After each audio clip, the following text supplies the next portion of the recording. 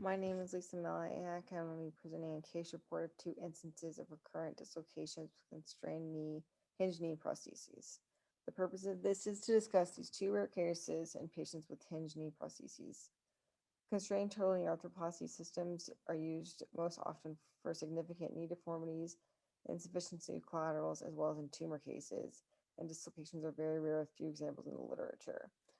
First case is a 56-year-old male ex-smoker with a past medical history of depression, asthma, hypertension, obstructive sleep apnea, and a complicated orthopedic history. His primary right total knee arthroplasty was performed for osteoarthritis, and that was complicated by a quad tendon rupture, necessitating a patella repair and ultimately a revision total knee arthroplasty. He developed a H. influenza positive prosthetic joint infection and underwent a irrigation debridement with stage revision with the next gen antibiotic cemented total knee arthroplasty. Extension lag, ZAS post the quad repair was addressed by an Arthrex repair system. Patient further developed a draining sinus and aspiration was positive for Staph aureus. He underwent a explant and antibiotic spacer placement, as well as systemic and IV antibiotics per infectious disease recommendations. After 3 months of IV antibiotics, the patient underwent explant revision, total knee arthroplasty with Zimmer revision, next gen system, as well as antibiotic bead placement. Patient developed an atraumatic dislocation 9 months later that was closed reduced at the bedside. He underwent or he developed multiple additional dislocations, all of which he was able to self-reduce. Patient also developed multiple seromas about the knee, requiring drainage and ultimately embolization and a gastrocnemius flap coverage with plastic surgery.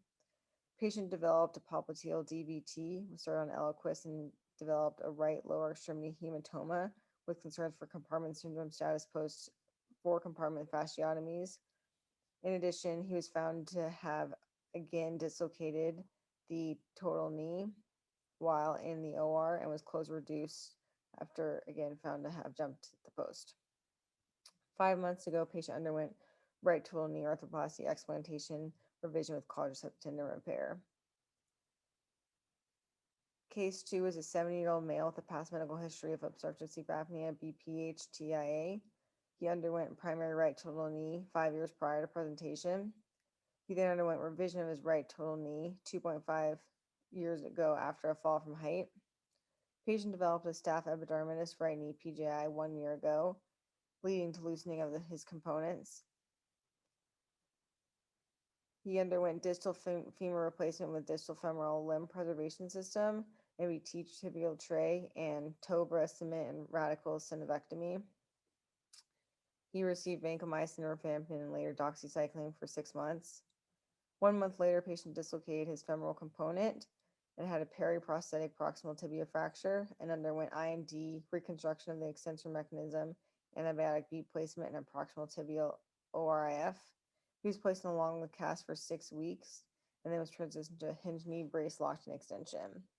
4 months later, patient again had a right total knee arthroplasty dislocation while standing up from the toilet. He underwent IND polish of the distal femoral replacement and open reduction of the distal femoral replacement with MRSA and additional antibiotic positive, bacteria positive cultures. 4.5 months later, patient received antibiotics for 4.5 months and then under was recommended that he have indefinite suppression with PO antibiotics. Patient also developed a DVT while on Lovenox and was transitioned to a Bixpan. Patient is continued to be recommended to remain in his hinge knee brace to prevent further dislocations. Multiple factors contribute to the failure of a total knee revision, including infection, stiffness, extensor mechanism problems, fracture, aseptic loosening, hematoma, misalignment or malpositioning, and instability, with infection being the leading cause of re-revision. In the first case, the patient had numerous prior infections with multiple negative aspirations prior to his re-revision. He also was morbidly obese and had an extensor mechanism injury. Ultimately, the discussion was had with the patient about arthrodesis versus locked hinge knee revision arthroplasty. At this time, patient is continuing his care and is not comfortable proceeding with either of those options.